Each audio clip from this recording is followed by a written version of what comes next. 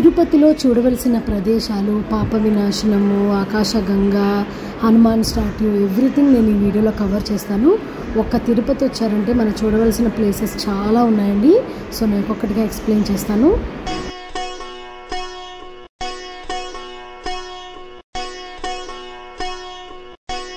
So మనం పాప వినాశనము ఉద్యానవనం అన్నమాట, ఇక్కడికి వచ్చాము.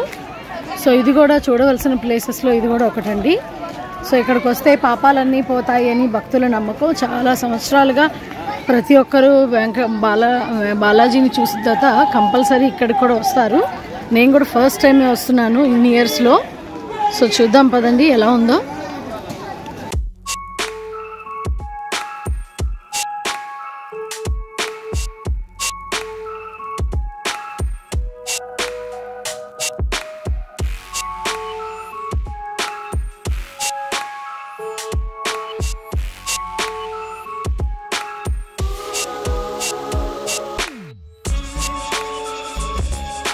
సో అలా షాపింగ్లోంచి స్ట్రైట్గా ఇట్లా రావాలండి. ఇదే అన్నమాట వే మనం వెళ్తున్నాము. అక్కడే మనకి వాటర్ ఫాల్ పైనుంచి వచ్చేది ఉందన్నమాట. ఆ ప్లేస్కే అందరూ వెళ్తారన్నమాట. మనం కూడా వెళ్ళి చూద్దాము అక్కడ ఎలా ఉందో ప్లేస్. చూసారు కదా, మంకీస్ కూడా ఎక్కువ ఉన్నాయండి. స్టోరీ అండి, నాకు తెలిసింది నేను మీకు చెప్తున్నాను. ఇక్కడ హిస్టరీ ఏంటంటే, నంబి వంశస్థులు ఉంటారు కదా, వాళ్ళు ప్రతినిత్యం భగవంతుడికి అభిషేకానికి ఇక్కడి నుంచే పాప వినాశనం తీర్థం నుంచే నీళ్లు తెచ్చేవాళ్ళంటండి. ఇప్పటికీ కూడా అదే నీటితో స్వామివారిని అభిషేకాలు, పూజకి కావాల్సిన అన్ని పనులకి ఇక్కడి నుంచే 3 పాత్రలో నీళ్లు తీసుకెళ్తారంటండి డైలీ. అలా రోజు నంబి వంశస్థుడు రోజు స్వామివారికి నీళ్లు తెస్తూ ఉంటే స్వామివారు కలత చెంది చాలా దూరం నుంచి తాత చాలా కష్టపడి నీళ్లు తెస్తున్నాడు అని వెంకటేశ్వర స్వామి బాలుడు రూపంలో వచ్చి తాత మంచినీళ్ళు కావాలని అడుగుతాడంటండి. నాకు ఆ కుండలోని జలమే కావాలి అని స్వామివారు అడుగుతారంట. నంబి ఆ పిల్లవాడికి మంచినీళ్ళు ఇవ్వరంటండి. అప్పుడు అదే సమయంలో స్వామివారు బాలుడు రూపంలో ఉండి ఆ కుండని ఒక రాయితో పగలగొట్టి ఆ నీళ్ళన్నీ తాగేస్తారు. అప్పుడు కోపగించుకున్న తాత బాలుడు రూపంలో ఉన్న స్వామివారు, ఎందుకు తాత ఇంత దూరం నుంచి నీళ్లు తెస్తున్నావు, నీకు ఇక్కడుంది కదా జలము, ఇక్కడి నుంచే నాకు నీళ్లు తీసుకురా అని చెప్పినట్టుగా స్వామివారి చరిత్రలో ఉందన్నమాట ఈ స్టోరీ అంతా అండి. చాలా బాగుంది కదా, అద్భుతంగా ఈ స్టోరీ.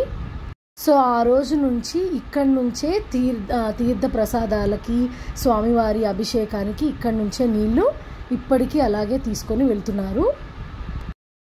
ఆనాటి నుంచి ఈనాటి వరకు కూడా మనం కూడా ఈ జలము మన తలపైన వేసుకుంటే అన్ని పాపాలు తొలగి సంతోషంగా ఉంటామని చెప్తున్నారు. సో నెక్స్ట్ మనం చూడవలసిన సెకండ్ ప్లేసు ఆకాశగంగా ప్లేస్కి వచ్చేసామండి. ఇక్కడ కూడా ఒక హిస్టరీ ఉందండి. ఆ హిస్టరీ నేను మీకు చెప్తాను. సో చూస్తున్నారు కదా, క్రౌడ్ అయితే ఎక్కువే ఉంది. ఆకాశగంగా అన్నమాట, మంచి విజిటింగ్ ప్లేసు. అలాగే ఇవన్నీ కూడా చాలా టెంపుల్కి 3 కిలోమీటర్స్ డిస్టెన్స్లోనే ఉంటాయండి. సో చాలా మెట్లు, కొండల మధ్యలో మొత్తం ఫారెస్ట్ లాగా ఉంటుందండి. లోపటంతా కూడా చాలా మంచి జలపాతాల దగ్గరికి మనం వెళ్తున్నాము. స్టెప్స్ చాలా ఉంటాయి. వెళ్ళేటప్పుడు ఈజీ, కానీ వచ్చేటప్పుడు మనం ఎక్కి రావాలి కదా, కొంచెం టఫ్ అవుతుంది. సో చూస్తున్నారు కదా, ఈ మధ్యలోనే మనకి దేవుడి దగ్గర కావాల్సినవన్నీ కూడా ఉంటాయి.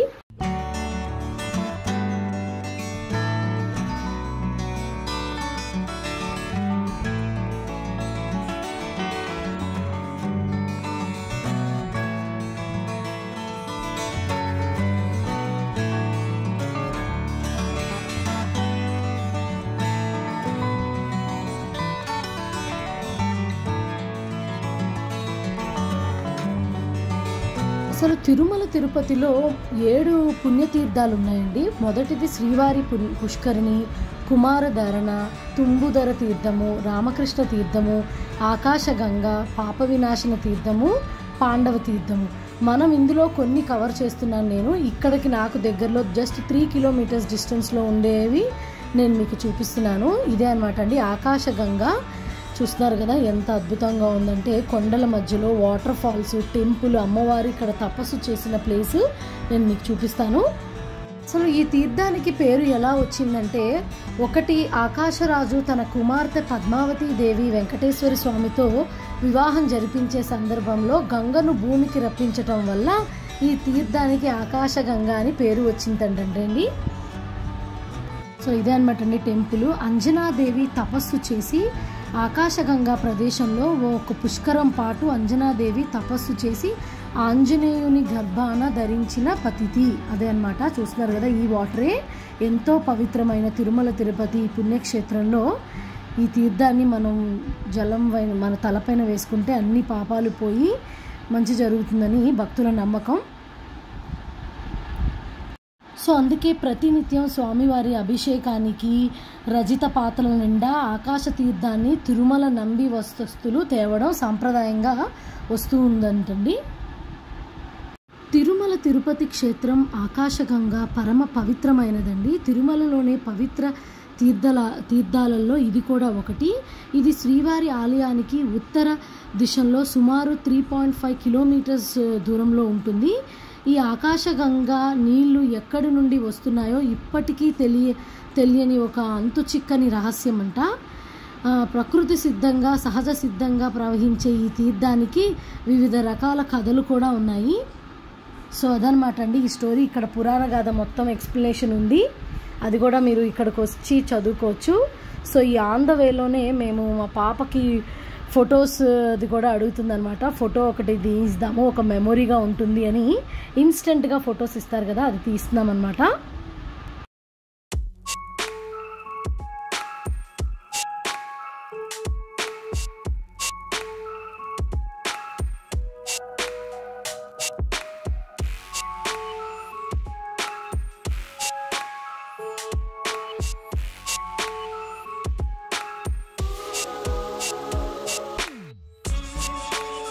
ఇంకా తిరుపతిలో చూడవలసినవన్నీ చూసుకొని మేము బయలుదేరుతున్నామండి.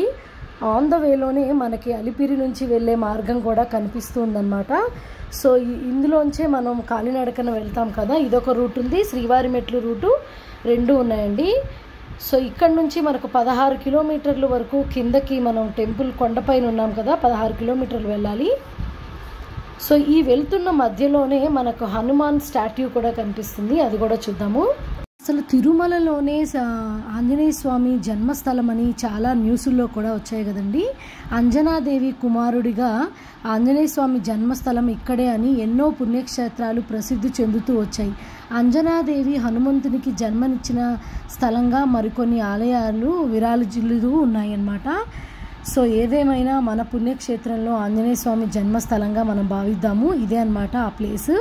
ఎంతో పరమ పవిత్రమైన ఆంజనేయ స్వామిని దర్శించుకోండి.